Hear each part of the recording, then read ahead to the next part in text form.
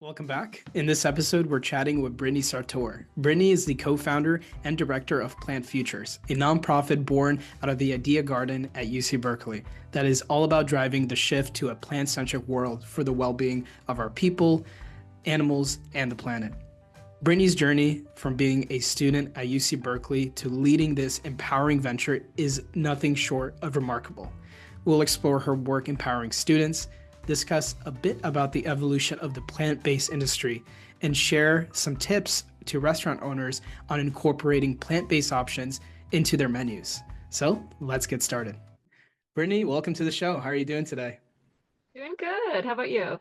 I'm doing well. I see in your background you have a lot of nature. It seems like you're somewhere in the jungle. Where are you calling from today? I'm calling in from Big Island, Hawaii. Nice. Super cool. How long have you been there so far?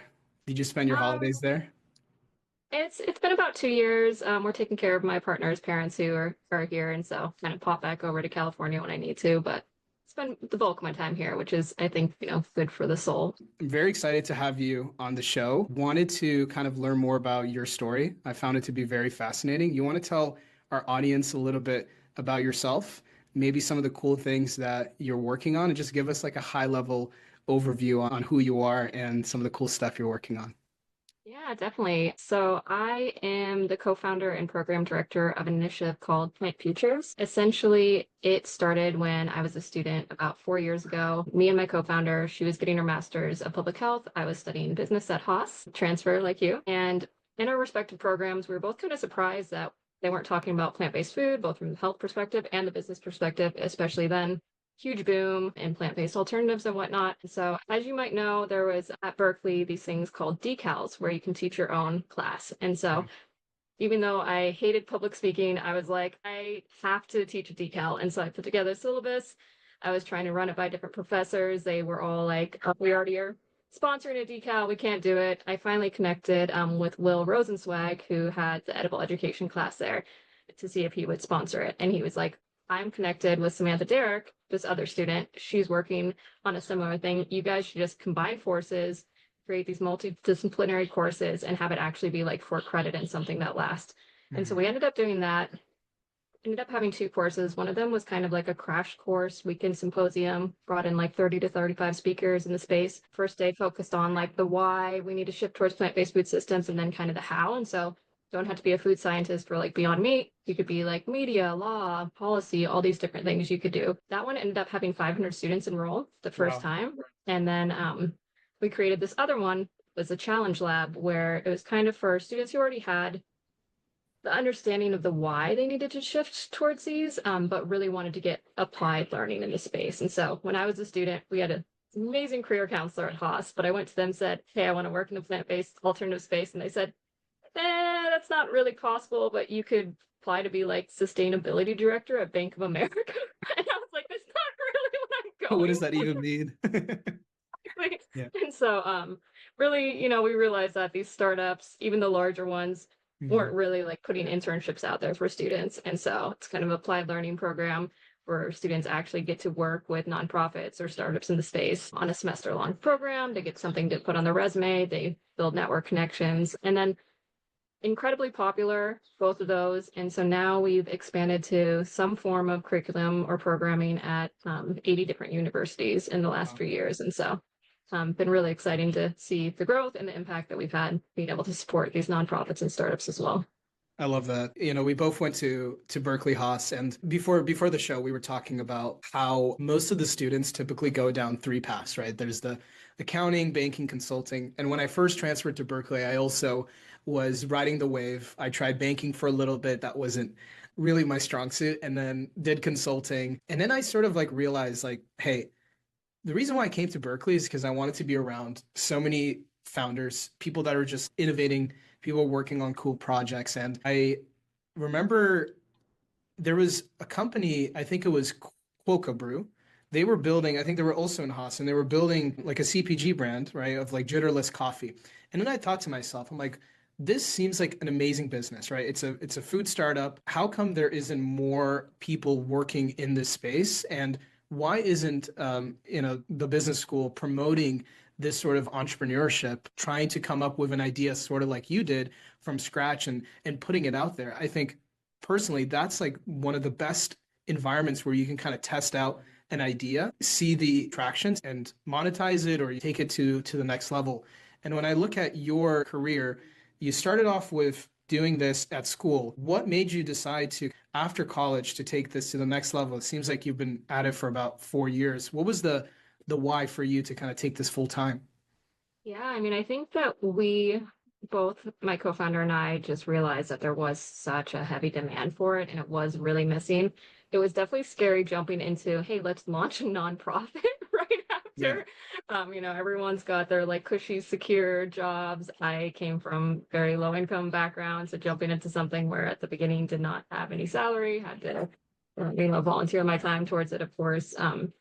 Was nerve-wracking, but thankfully we did have the support of some mentors that were really able to help us get things set up correctly, connect us with some folks so that we could start the fundraising process to make sure that it was something that we could grow. And so, of course, it's been a passion of mine for a very long time. Same for her. We had both been vegan for, I think, like 18 years or something when we met. And so it's like long-term vegans that were like, this is what we want to do. While we were students, it was what we wanted to do. We spent our time doing that more than we did coursework. And Yeah. so it was kind of an obvious choice, but definitely a scary one. Why do you think, and this can kind of segue to the next topic, why do you think this industry at the time that when you were a student wasn't as commercialized?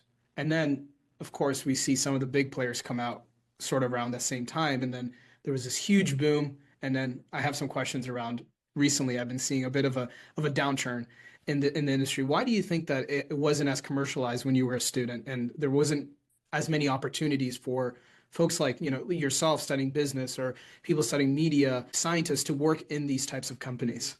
Yeah. I mean, I think people were very stuck in their ways of eating for a long time of, the traditional American diet, which I totally understand. I came from a very meat, potatoes family. I just happened to be very strong animal lover and felt kind of hypocritical. And eventually something just snapped in me and I couldn't do it anymore, but totally understand that it is something that is like cultural, habitual, ingrained in us. I think people just started to wake up a little bit more to the like ethical impacts of it, health impacts. The science has been there for a long time of that, but Right. as we know, science kind of takes a while for people to adopt. And then once people did start making these more innovative products, there was money and interest from VCs. And once there's money and interest from VCs, everyone's going to jump in. Everyone wants to then realize that they can actually take their passion because it's something where it's like finally like not all things that get VC funding are the most like good for society. And so a lot of passionate people can, go in and say, this is actually something that's good for society for me to make this product. And so, of course, then everyone jumped in it. And then, of course, all the existing companies are going to jump in as well and make their products once they see that. Yeah, I hear you. Do you think that the cash infusion with VCs and all the excitement around plant-based food, do you think that took the industry in a positive direction, or do you think it was too quick for the industry and might have actually taken a couple steps back? What do you think? I think it's an overall positive because even though some companies are, of course, not going to make it, it exposed people to plant-based food way more rapidly than has ever been done before. I mean, I used to have one new vegan product get released a year, and I would be so stoked when I would see it in the store. I'd be like, buy it from Whole Foods, the specialty grocery store to try it. And now I have not been able to catch up in the last 5 years of trying everything new because there's just too many products. And so family members at heavy meat eaters, they're getting the Impossible Whopper at Burger King. They're getting the Beyond Orange Chicken at Panda Express. They're trying these products and loving them and having that exposure. And I don't think that would have happened if there hadn't been such a heavy boom at once. And of course, with heavy booms, everyone's going to jump in and only a certain number of companies are going to survive. There's not, with any other food product, there's not 100 different types of animal-based burger that are out there, Yeah. and so it's like if 100 are going to come out, only 3 or 4 are really probably going to survive and actually be stocked on the shelves. But it's this way, the ones that are the most enjoyed by consumers are gonna stick around. So That's a good point. With especially like in our industry, there's so many companies using AI to solve XYZ. And when you have this gold rush of innovation, you're going to have a lot of competition. And then eventually there's going to be a consolidation, and you'll see a couple of key players sort of monopolize the industry. When I think of, I actually looked to see which, so we're in the QSR space, so like fast food, also casual dining as well. And I remember in 2021, there was all these different products coming out. I have a list here. You mentioned the orange chicken. I love that. So KFC did the Beyond Fried Chicken Nuggets. That's discontinued.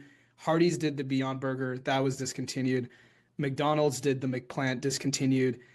Subway did Beyond Meat sandwich, discontinued.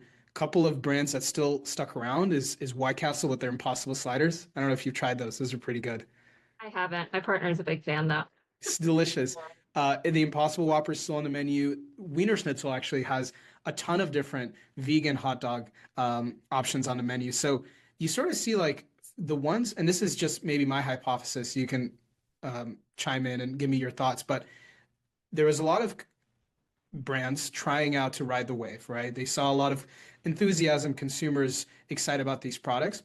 And then once we kind of hit 2023 with inflation, the prices started to go up exponentially. And then a lot of consumers were sort of priced out, and these alternative meat options weren't as economically viable for a lot of consumers. Did you see something like that sort of happen to you and some of the brands that you were kind of following and enjoy, that the prices kind of got extremely high, and for a lot of people it was just wasn't, when you're deciding between a healthier option and something that's not as healthy but cheaper, perhaps maybe some customers were choosing to opt out for the cheaper alternative. Exactly. And I think especially if you haven't tried it yet, if you haven't tried it, you don't know if you like it. You're not going to buy a new product from the grocery store that you haven't tried, that you're not sure if you're going to like, that you're not sure if you're going to know how to cook with it, if it's more expensive. Inevitably, with a smaller brand, it's always going to be more expensive than a larger brand. It's just something until it can scale, Right. it's gonna be the case. Unfortunately, there's also a strong history of, even if the product is sold to the restaurant and whatnot at the same price as like the traditional one, the alternative will be marked up because they Right. realize they can mark it up. And so oftentimes it's not actually the cost of the product itself, but that, which is a little sad because it is affecting our environment. It's affecting people's health to not have access to these products in the same at the same price point. Yeah, that's a good point. I actually was looking at the difference between like the Impossible Whopper versus the regular Whopper, and the difference between those two products is around $2. I was thinking to myself, is that because the cost for the restaurant is higher for the Impossible Whopper versus the traditional beef? And then another part of me thought, maybe they're just you know, people that are looking for vegan products are less price sensitive than people that are looking for beef. So I wanted to kind of take a step back, and I want to hear more about Plant Futures. So you mentioned, I saw on your LinkedIn you're teaching a class. Is that for Plant Futures? Yes. Okay. And Yes. and and tell me more. So you have the symposium, you also have the course. If a student is watching this, how can they find Plant Futures? How can they take your course? And what can they expect if they join the program? Yeah, definitely. So yeah, if you're a UC student, you want to take the class every spring from now on, it will be offered across all UCs, taught by Miyoko Shinner myself. She's the founder of Miyoko's Cheese, also has done a lot of work in youth education. She has a fantastic animal sanctuary, so really a powerhouse in the space. So that will be offered, and every fall, UC Berkeley offers the Challenge Lab course, Okay. which is the more intensive one with projects partners. But the UC course also has a smaller component where you are able to either work with a nonprofit or startup in the space on a 10-week project to gain some hands-on experience and build out your network, or you can create kind of your own initiative that helps shift and accelerate us towards more plant-based food systems. What were some of your favorite projects that you've seen in the past semesters? Gosh, they're so diverse. We worked with Bell Brands to help, the little wax covered cheeses. They came out with a vegan one, and we worked with them to help just reformulate it to get it to be a little bit whiter, a little less grainy, to be closer to the actual, um, you know, natural solid alternative for it. And so I was into that one because also my partner is like a huge fan of them. They were already really good before. So I honestly didn't really notice the negative feedback that they were saying that they were having, but that one was neat. We've done some really cool projects just trying to help shift the narrative around plant-based food and it being processed because it is something where inevitably when this new market grows, there is going to be a lot of immediate pushback from, like cattle ranchers, industry and whatnot, trying to do basically clutch onto anything that they can of saying, like it's hyper processed, it's not good for you, even though, it's literally plant-based, it's made of plants. And when you think of pasta, pasta is also highly processed in much of the same way. And so those have been really fun, but because we have students from over 50 different majors participate in the program, it's such a wide diversity and really fun part of the class is that it's really like whatever pain point the company is currently having that they want to work on that the students actually get to work on. That's really cool. And what are some, so you mentioned, what was the name of the company that's doing the cheese? So Bell Brands, they make Bell the Brands. Baby Bell cheeses. Yes, And Baby they Bell. also do a couple other like almost cream cheesy style soft cheese spreads. But yeah, they're traditionally a dairy company, but they did come out with their plant-based product. And so that one was, to me, I think it is important for people to have kind of that easy access to their favorites as well. Yeah. And so having things like that, as much as I, wish that I could just snap my fingers and have it be all vegan brands everywhere, I think it makes it a little bit easier for people to shift if they can go to the grocery store and instead of buying the Baby Bell, they can buy the plant-based Baby Bell. What would you tell, a restaurant owner that is considering adding some vegan options to the menu? What advice would you offer them to kind of think of adding new products and maybe even experimenting and putting out this product into the market? What would you say to them if they're curious about doing it? They see that it offers a way to attract new customers. What advice would you offer them if they're trying something new? Yeah. Well, one thing that's really been scientifically proven is to not hide it away in a separate part of the menu. Okay. Because if you want adoption from people that aren't just vegan or vegetarian as well, if you say oh, here's a little teeny vegan section, sad little section at the end, and people aren't as willing to do it. And also you don't need to label it like the vegan burger. You can have like a little just symbol that says it, label it something that describes how delicious it is. That has adoption rate be way higher. And so that's one thing. Another thing is there's a lot of studies that have been coming out with consumers. It's, I think, 83% of consumers are conflicted carnivores in the US. And so they still eat meat, but they know that it has negative impacts on animals' health or environment. And so they are looking for things, but taste is obviously key. So taste is key more than price point is key.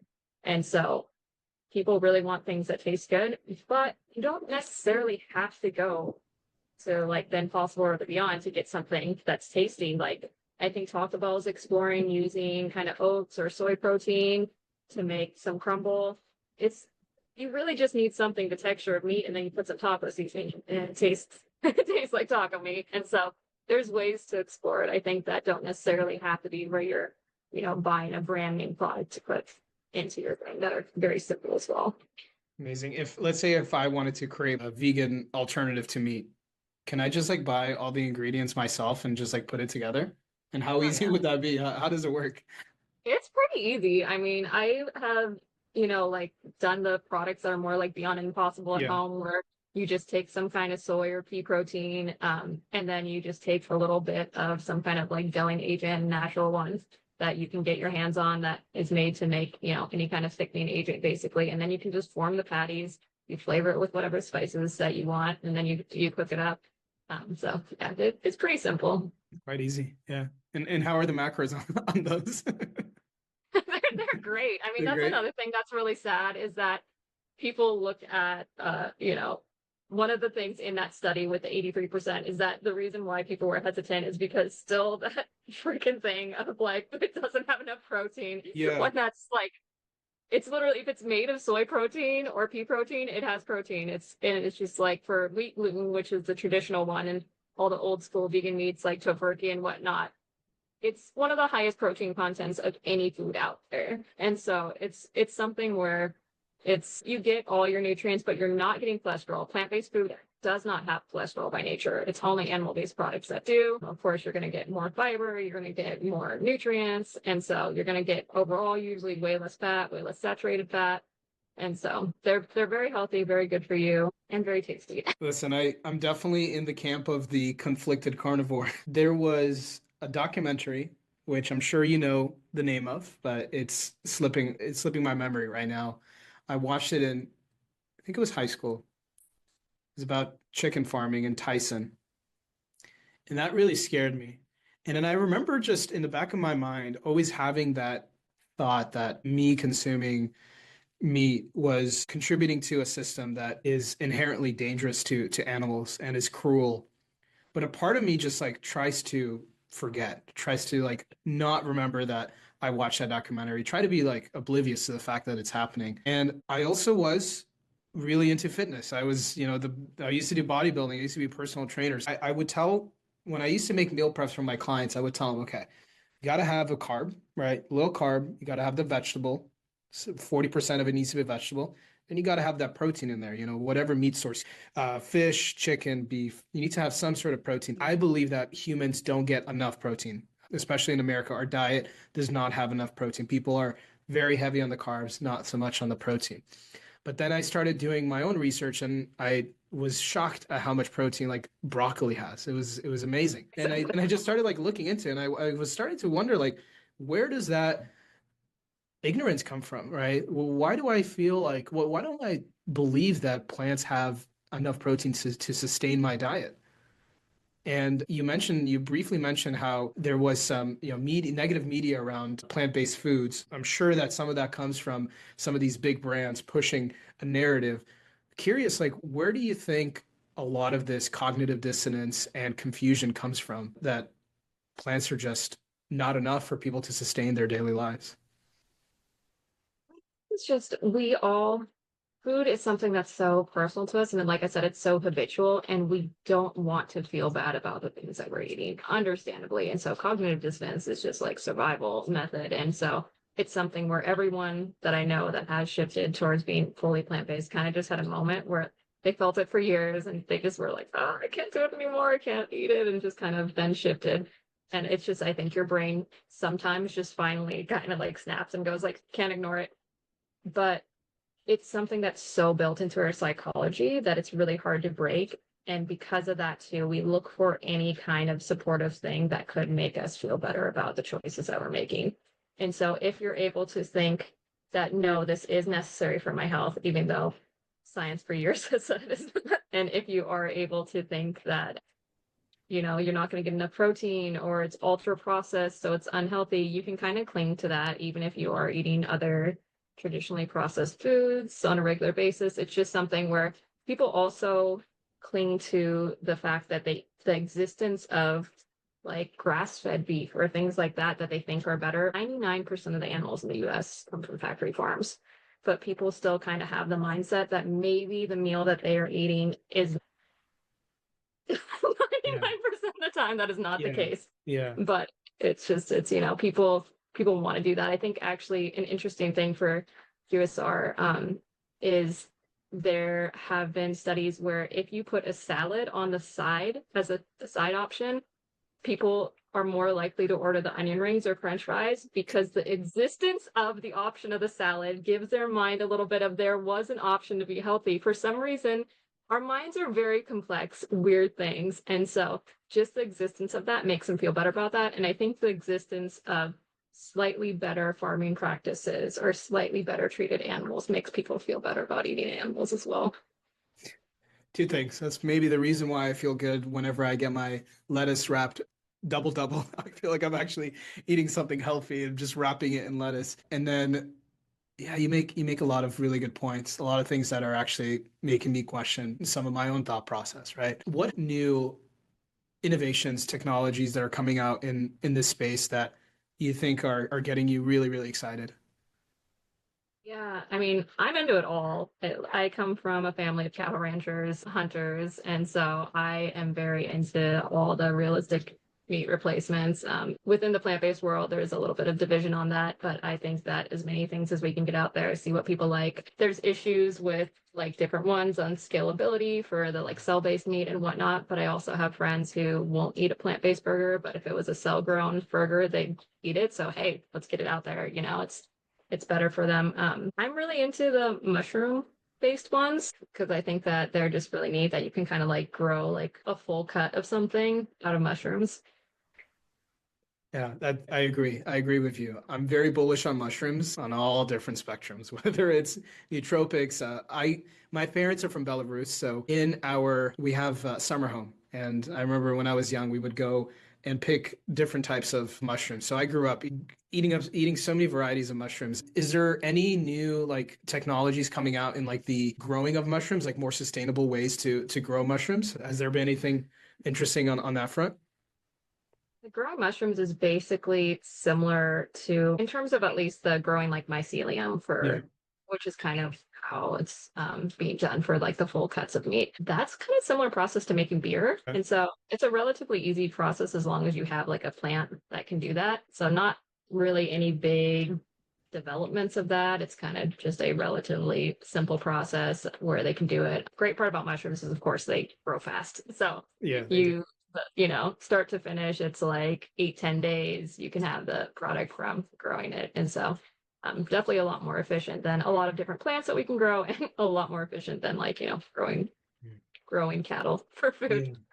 Yeah. Yeah, I've you bring up efficiency. I remember reading on the website for Plant Futures, there was the why, like why plant-based, and your team wrote it's the most efficient and effective way to meet our current and future needs to solve climate crisis, fostering health, and ending animal suffering. So, do you believe that a big part of why we should turn to plant-based food is because it's when thinking about different farming methods, it is in production of food, it is one of the most efficient ways for us to feed the masses and to give our communities healthier alternatives when it comes to food. Yeah, I mean, we obviously the animals that we raise for food need to be fed. Yeah. They need to be fed. They need their cages cleaned Yeah. of stuff. So they need water to be sprayed on them on a pretty regular basis.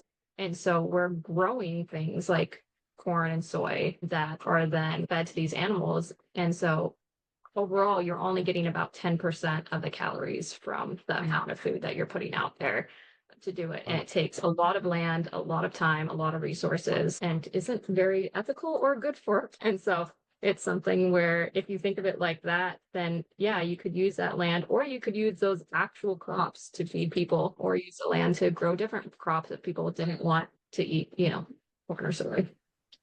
Amazing. I guess on the final note here, I have two more questions for you. First is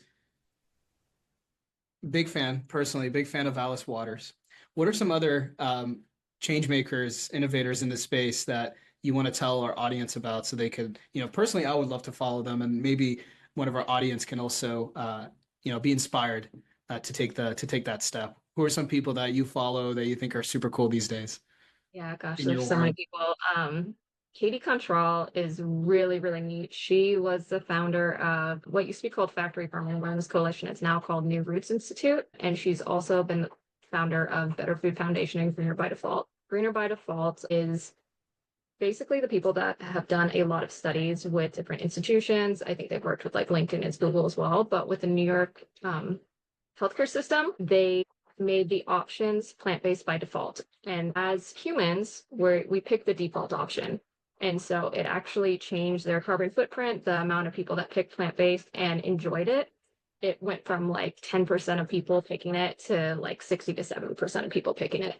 And it doesn't take away people's agency. If they want to add in meat or add in cheese, they still can add in meat and cheese.